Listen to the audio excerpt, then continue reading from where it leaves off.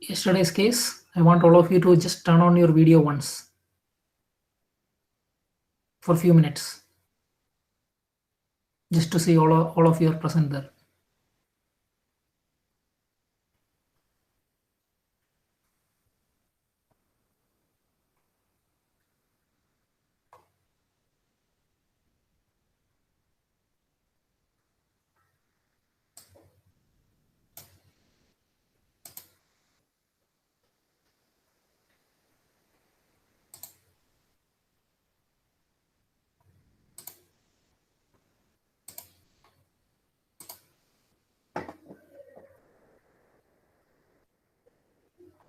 Hello?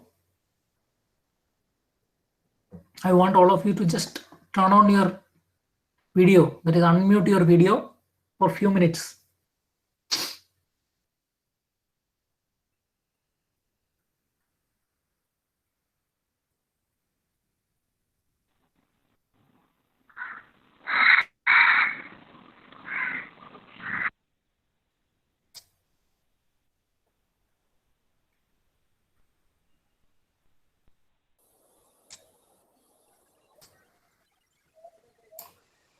Then.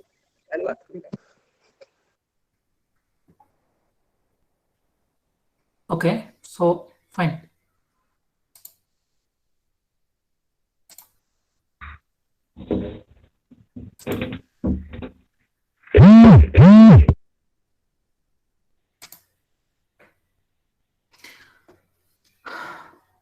So let's start with today's lecture, 9 June 2020.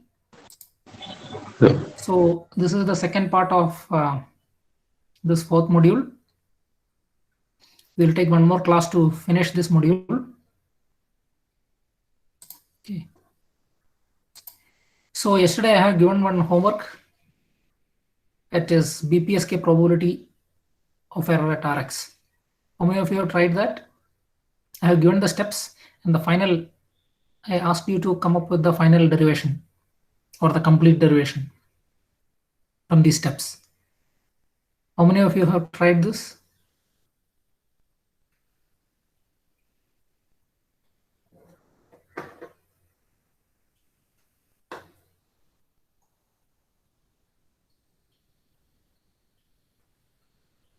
No one?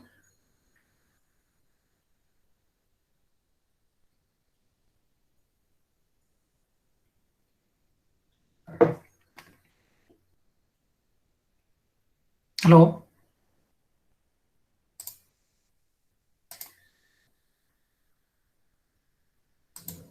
How many of you have tried deriving that BPSK equation?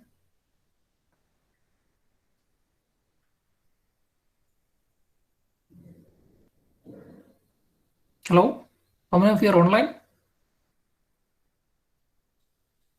Can somebody answer?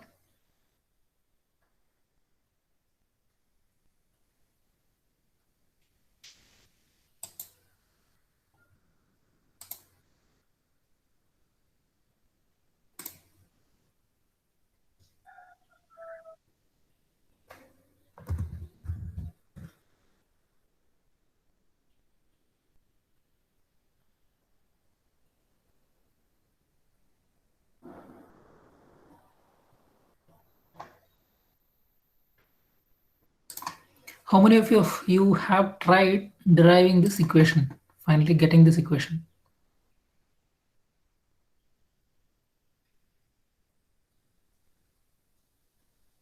So can somebody unmute and tell me from this last step, how did you convert that into this form? What is the substitution used?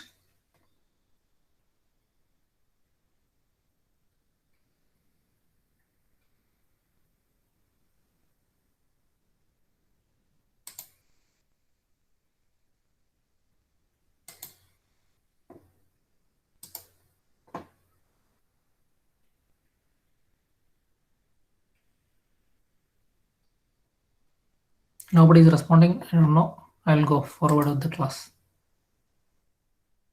The second homework was finding the probability of error for the BFSK. Again, I asked you to derive it completely on pen and paper, using pen and paper. and understand yourself. How many of you have tried this?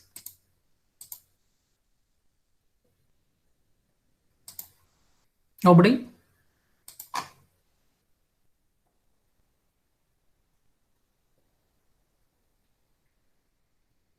So which has the, for same EB by N0, which has higher probability of error?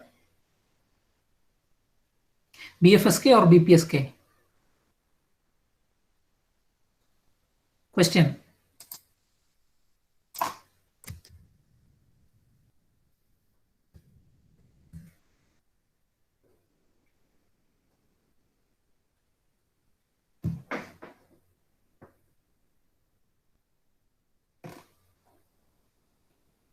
Among BPSK and BFSK, which has lower probability of error?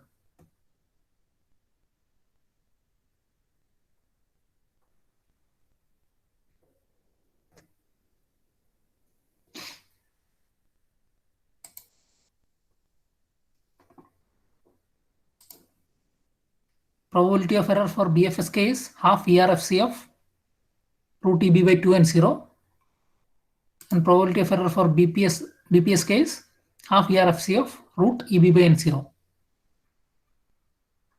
So for which one we have lesser probability of error for same EB by N0?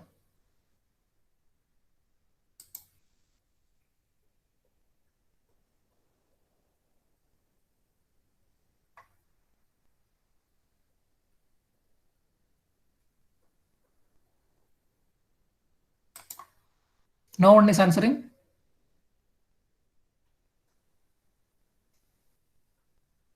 This was a question in an assignment or the test paper, one of those tests, module tests. So how did you answer all these things without knowing this? Okay, I'm leaving that to you. You find out which has higher or lower probability for the same EB by N0. Now we'll go to QPSK, that is quadrature phase shift keying. This is more advanced than the BPSK. In the BPSK, we have only direct bit stream is converted into either cos omega ct or cos omega ct plus pi. Here, QPSK, we have 4 message points and the input bit stream is grouped into bits of 2. So you'll have 4 combinations: 0 0, 0 1, 1 0, and 1 1. And corresponding to that, we will send carriers with different phase from the transmitter output. Again, for this we need coherent detection. That means exact carrier, exact and frequency and phase has to be reproduced at the receiver for proper detection. This coherent detection. And you can just go through this. Whatever I have mentioned is written here.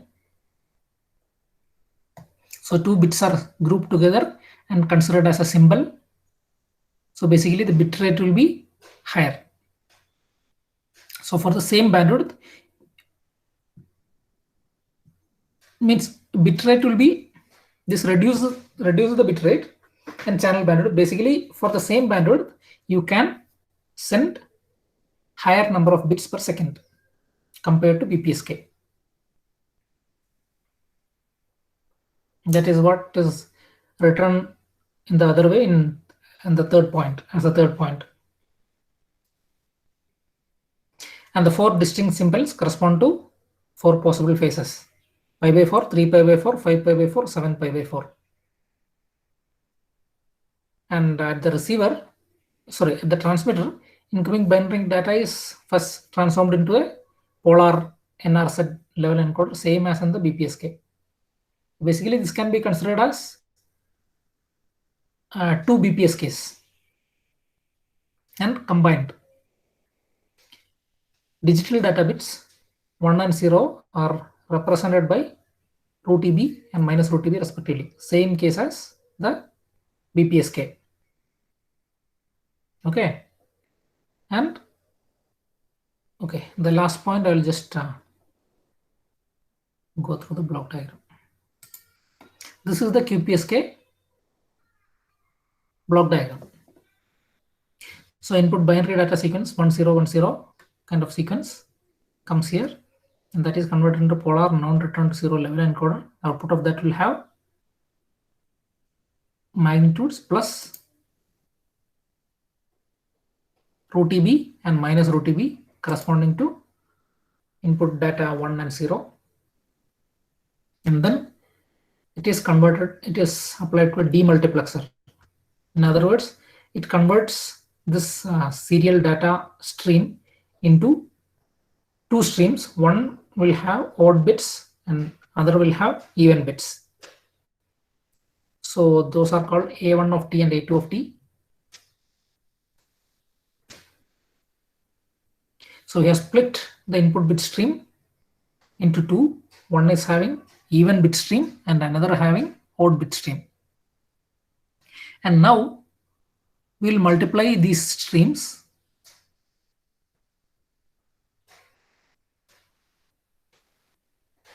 with the basis functions. One is cos 2 pi fct and other is sin 2 pi fct. Now we'll see how multiplying this will result in 4 different phase combinations, 4 different symbols. And now the output of those multipliers, these are multiplier, analog multiplier. K1 of t is multiplied with phi 1 of t, here A2 of t is multiplied with phi 2 of t. Now the output of those are combined or added to generate the final QPSK signal. So phi 1 of t is root of 2 by t cos 2 pi fct, and phi 2 of t is root of 2 by t sin 2 pi fct. Again, unit energy signal. That's why we have this coefficient here. This coefficient to ensure that we have unit energy in the, again, for mathematical convenience of analysis and design.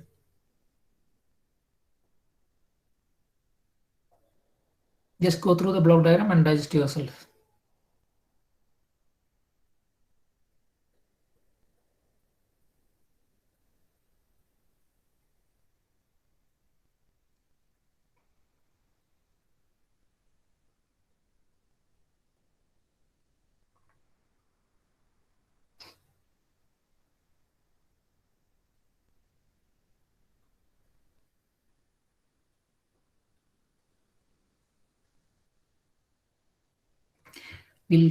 I'll show you the waveforms also.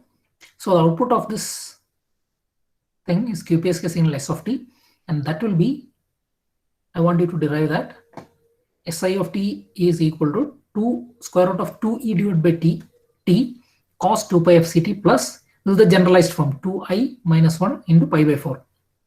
Pi by 4 is 90 degree phase shift. So put I equal to 1 to 4 and write down the equation.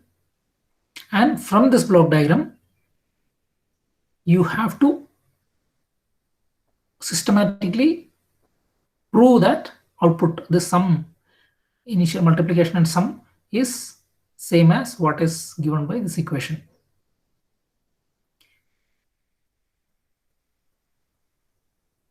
For example, if 0, 0 data is coming,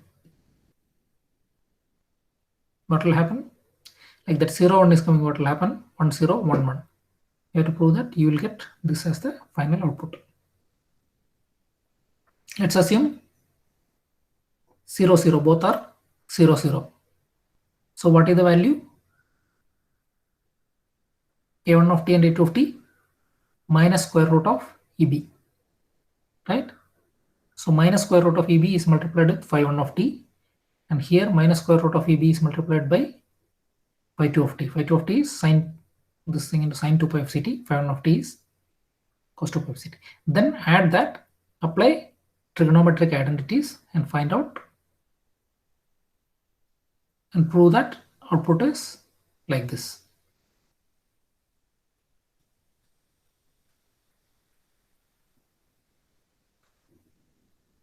So this is again a homework. I'll just put it here.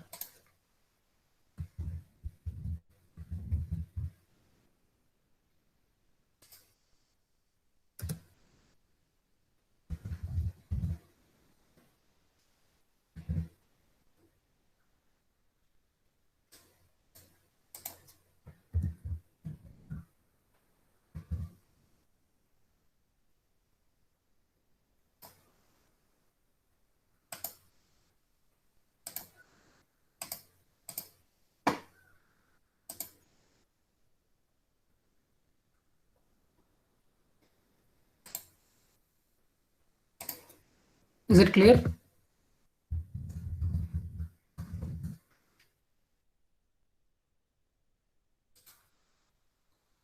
Is it clear?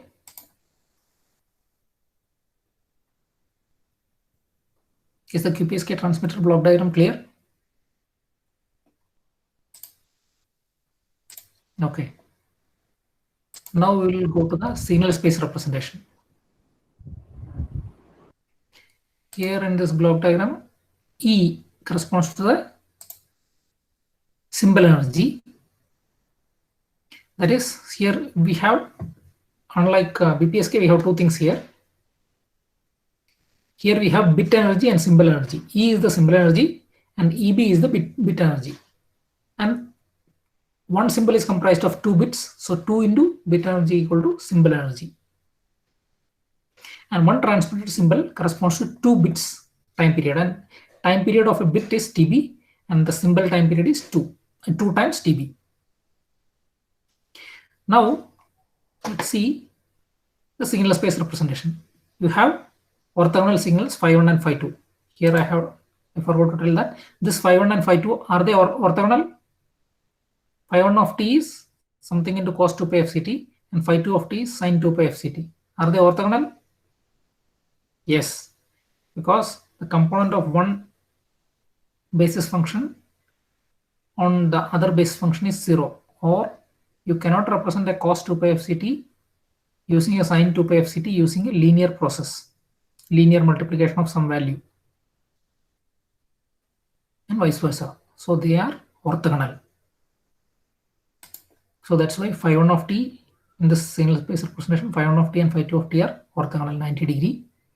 And we have 4 signal points.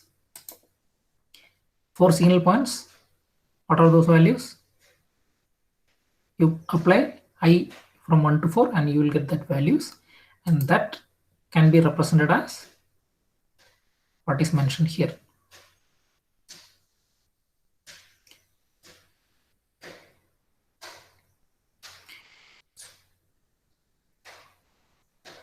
What does it mean? Phi1 of t correspond to message point 4. That is 1 1. That means corresponding to 1 1, we have what is phi1 of t? Cos 2 pi f ct. So we have a cos 2 pi f ct waveform with magnitude of root e by 2, and plus we have a sin 2 pi f ct with magnitude, peak magnitude root e by 2, and sum of that, vector sum of that is this message point. That's what it means. Similarly for all other points.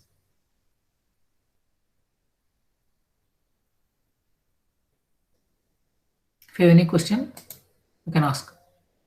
Is it clear? I'll tell you once more. So message point 4 corresponds to an input bit grouping of 1 1. That means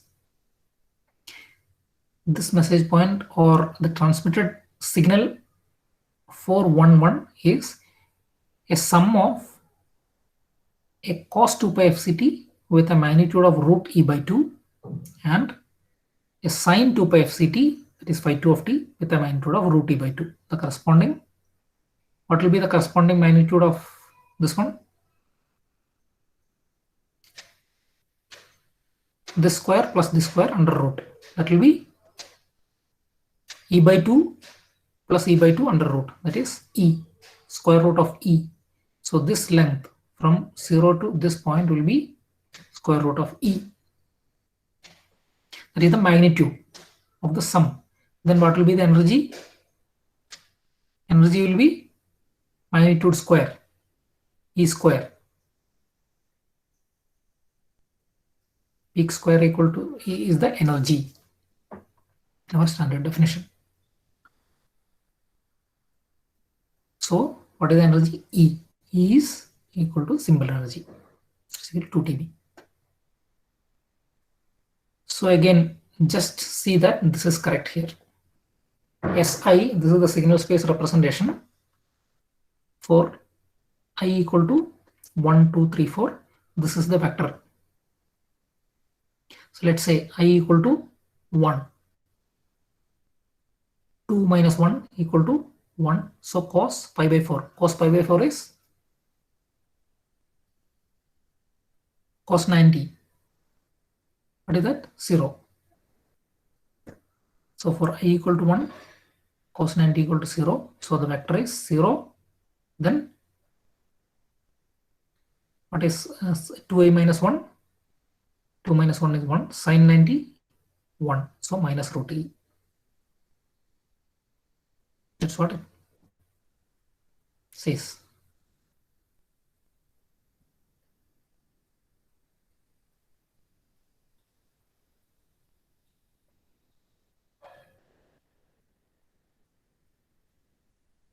Is it clear? If there is any error in this, just tell me. I want you to do this and find it out.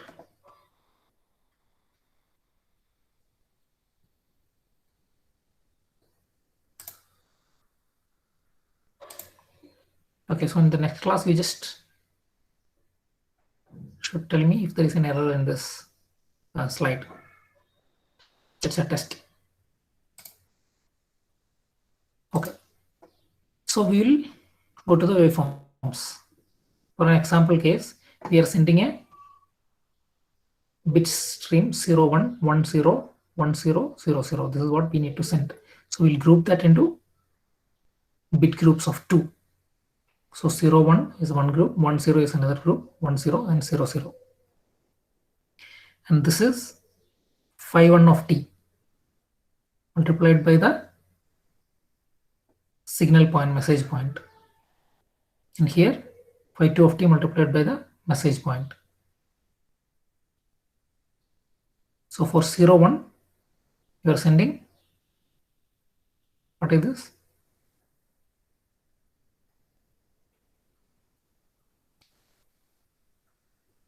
This plus this is what we are sending here. And this also I want you to get satisfied yourself. For 0, 1, what is the phase based on the equation here, psi of t. And just verify that whatever is given here is same as what is shown here. For 0, 1, we are sending a minus cos 2 pi of ct, right?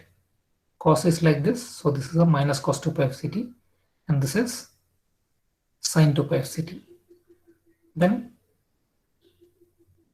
you get satisfied yourself that the sum of this and this here is like this. So this is the final transmitted symbol. I'll give you some 2-3 minutes to digest this figure.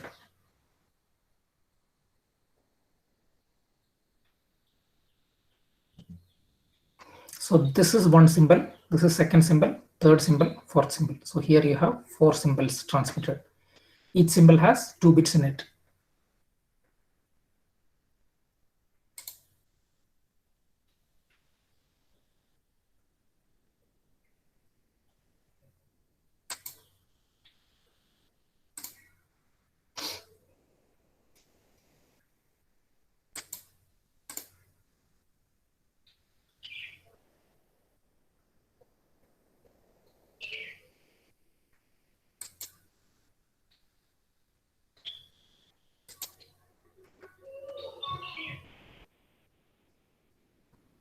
So here you can note that there will be a drastic discontinuity when a symbol moves from one to other. For example, a symbol correspond to 0, 1 mode from is moving at this edge from 0, 1 to 1, 0. You can see a drastic change in the phase.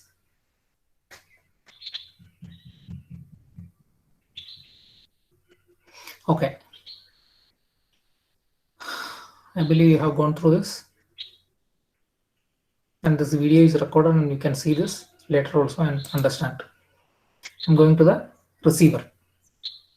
How will you receive this? So this is what this S of t is what we transmit from here. How will we receive the signal? And this is basically the sum of these two signals, algebraic sum of these two signals. These two signals is this. And this is what is transmitted.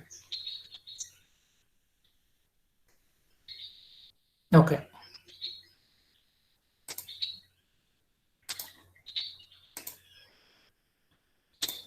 So receiver, again, what we will do is that receiver can be considered as two BPSK receivers and then a combining device. So X of t transmitted signal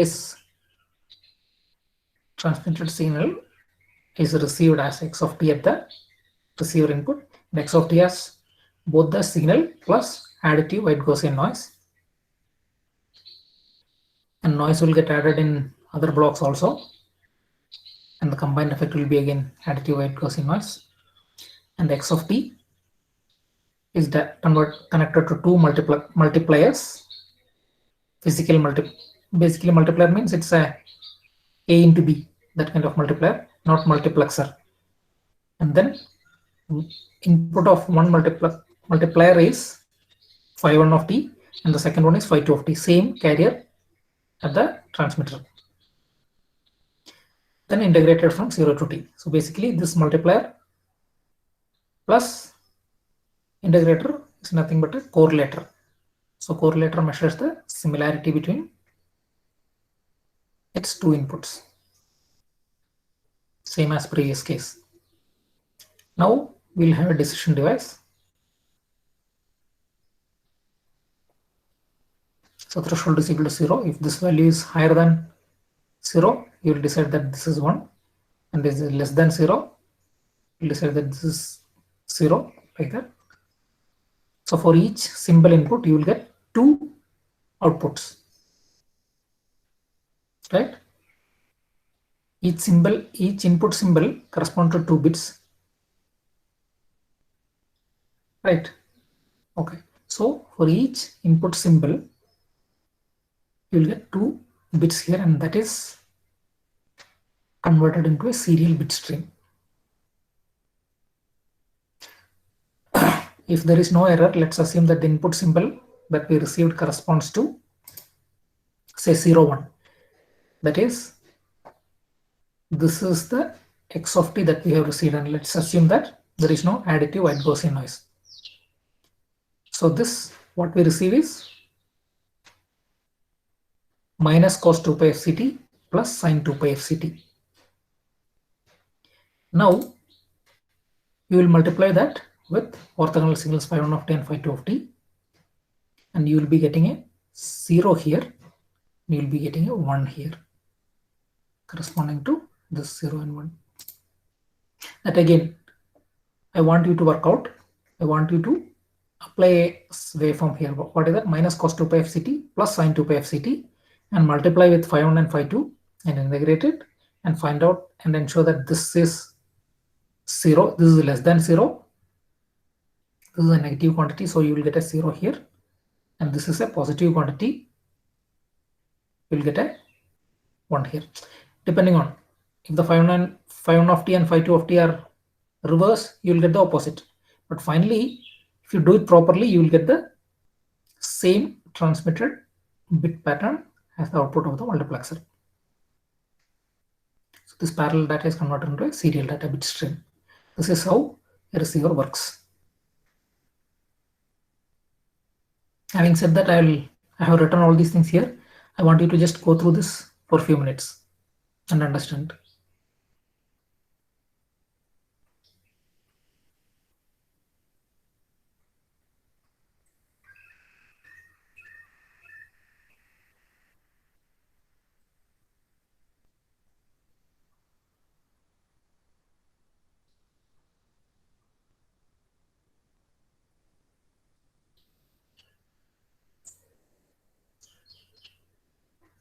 So here basically instead of symbol it's actually bit.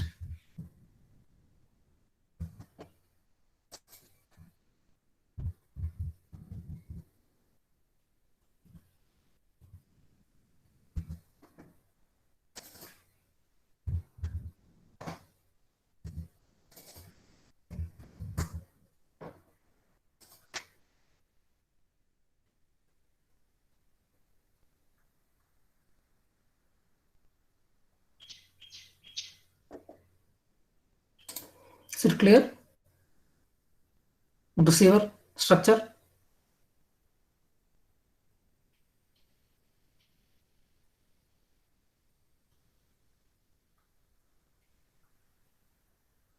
Is it clear? Okay.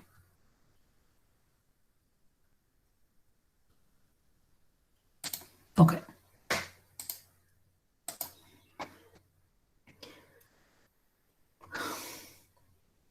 Now let me move to the next slide. Now, as before, for QPSK also, we need to find out what is the probability of error.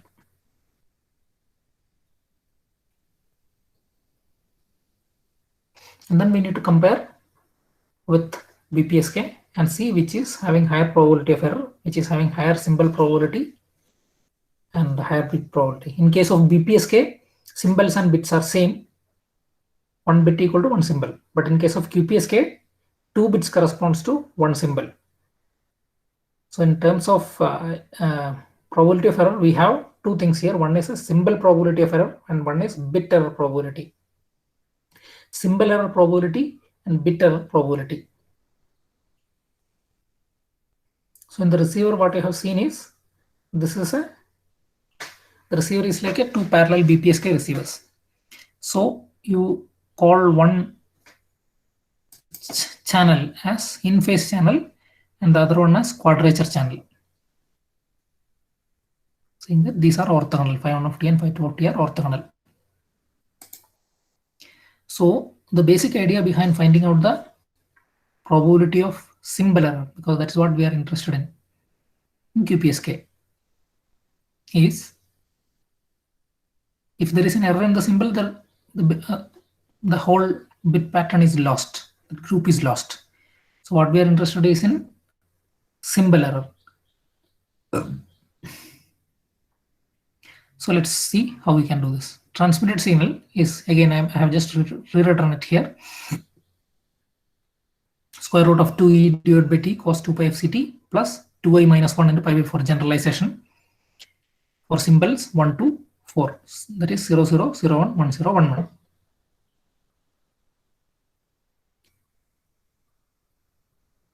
Received signal is x of t,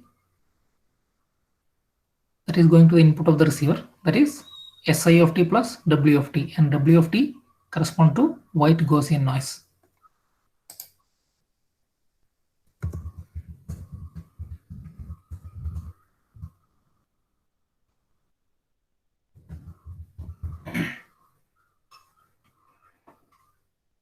W of t is a WGN. Now the receiver received vector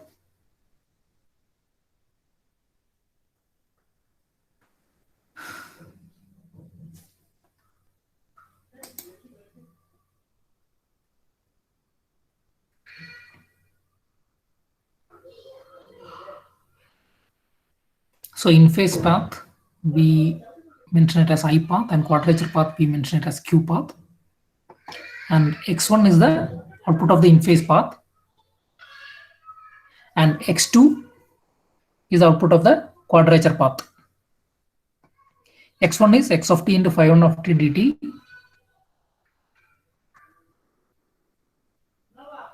and x2 is integral 0 to d x2 of t into phi 2 of t dt. So I want you to just derive these two things from, anyway you know Si of t and W of t is additive white Gaussian noise, so you know x of t. So multiply x of t with phi 1 of t and do the integration and you should get this, and x2 of t multiply with phi 2 of t, basically multiply x of t with phi 2 of t, and then integrate, you should get this one. And this W1 and W2 are values. It's not waveforms. The whole right hand side is values or voltage values, and W1 and W2 are basically Gaussian distributed random variables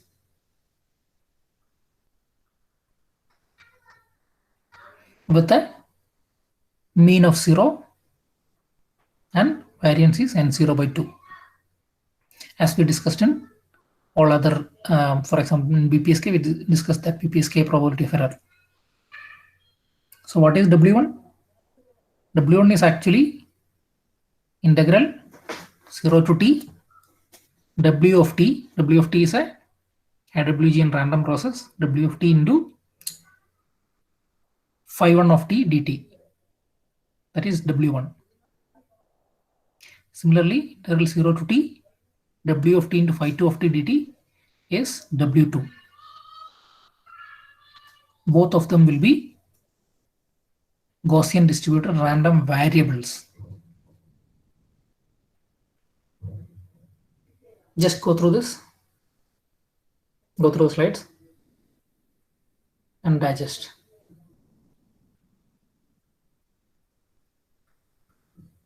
So I mentioned it as x1 and x2 are the sample values of the Gaussian distributed random variables with mean. So since W1 and W2 are Gaussian distributed random variable, the whole of x1 and x2 are both Gaussian distributed random variable, and the mean of x1 will be this one, and mean of x2 will be minus of that.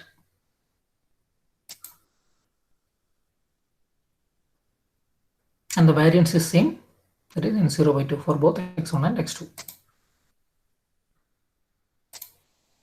Is it clear?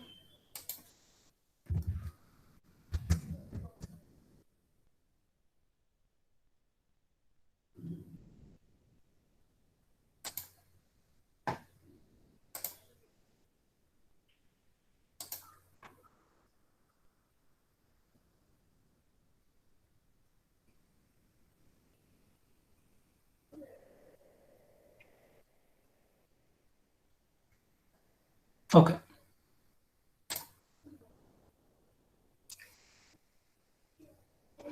Now again,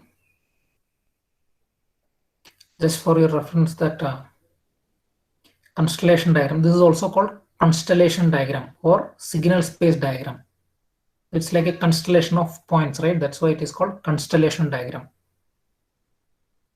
So if x1 greater than or equal to 0, it implies that the received vector is in the decision zone Z1 or Z4. This is Z1 and Z4. So if x1 greater than 0, then the received vector is somewhere here. And if x2 greater than 0, it implies that the received vector is in the region Z3 or Z4. So what is the intersection? It is Z4. So if both x1 is greater than 0 and x2 is greater than 0, so we have decided that our decision region is this one, that is Z1 and Z4 intersection with Z3 and Z4. So our received signal is this one. In other words, we assume that the transmitted signal is 1 1. A symbol corresponds to 1 1. Is it clear? Similarly, you can think about all other cases. Suppose x1 is less than 0 and x2 is greater than 0, which will be the region, and all the total 4 combinations. And one important thing here is, as I mentioned previously, each channel, you have 2 channels, I channel and Q channel. I channel and Q channel are exactly same as what? BPSK. So you can apply the same derivation for probability of error of BPSK for each channels. And I'm not going to that again. It was a homework. the full steps are homework. I gave the initial steps and final results. So that probability of error is probability of bit error is half error function of root EB by N0. So this is the probability of bit error. And the final output comprises of 2 bits. Means one symbol corresponds to 2 bits.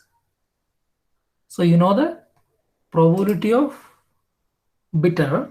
From that, you have to find out the probability of symbol error. How to do that? You need to apply basic probability concepts.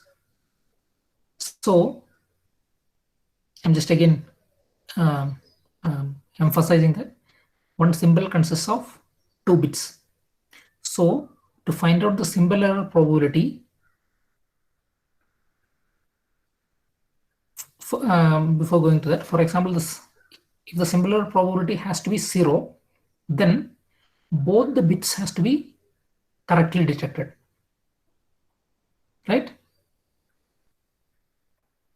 So how will you find out the error probability of a combination of 2 things? I'll just tell it here. So first you have to find out the probability of correct decision in both channels. Suppose the probability of correct decision in both channels is 0.1, then the probability of symbol error is 1 minus 0.1, that is 0.9.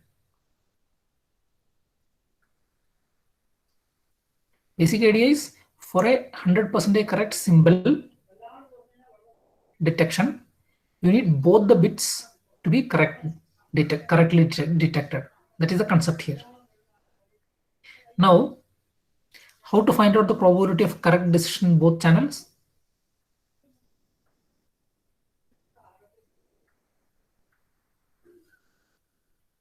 Both bit has to be correct. That is our requirement. How will you find out that?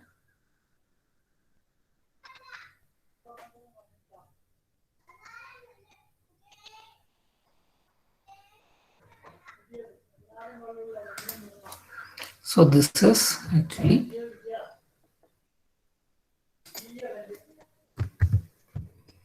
equal to 1 minus probability of bit error,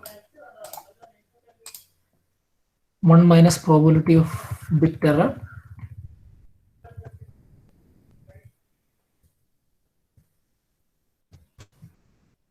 into 1 minus probability of bit error.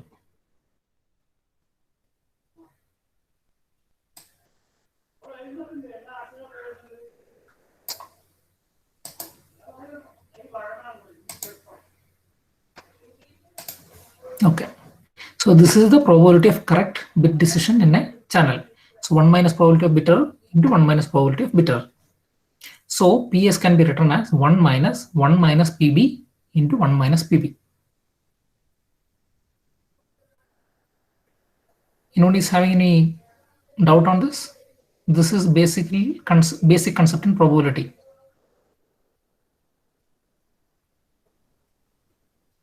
So symbol error probability equal to 1 minus 1 bit error 1 minus 1 minus bit error probability into 1 minus bit error probability. Basically, PS equal to 1 minus PB square. And PB bit error probability is half into error function complement of root EB by N0, same as BPSK. So what is PS? So I just written it here. Apply your basic algebra and maths. So PS equal to 1 minus this, 1 minus this into 1 minus this equal to 1 minus the square. Just do some maths manipulation, you will get PS or symbol error probability equal to error function complement of root EB by N0. So this is the symbol error probability.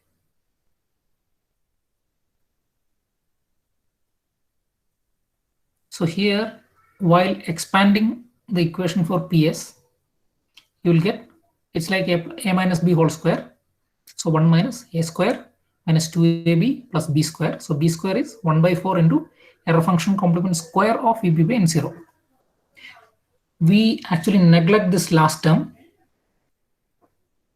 assuming that that is very small for moderate and large values of eb by n0. That is a property of error function complement. For a moderate and large value of eb by n0, the value of that error function complement is very less. If the value is less, its square will be again very less. So we can safely neglect that. That is how we are getting PS equal to error function complement of root eb by n0.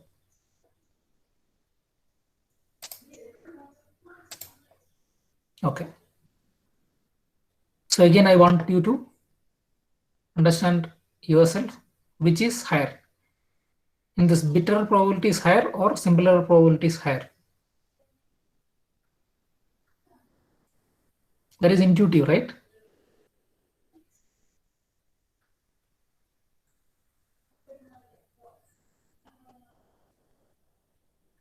Okay. Any question on this? I will keep this for few minutes for you to go through and digest, because this is one of the important parts in QPSK.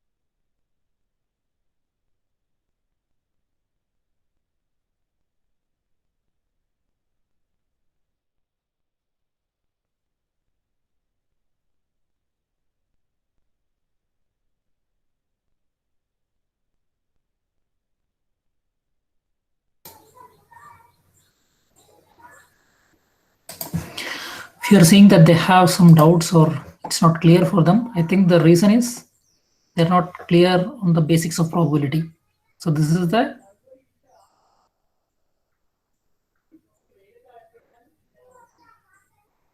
probability of two joint events. So just refresh your probability basics, then you will directly understand this.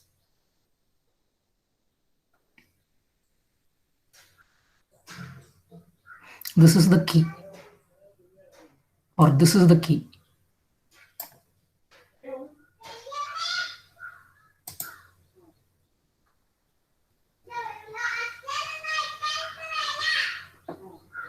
With this, I am winding up today's class.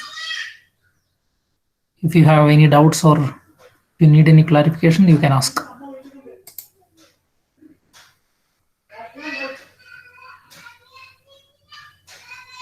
Thank you.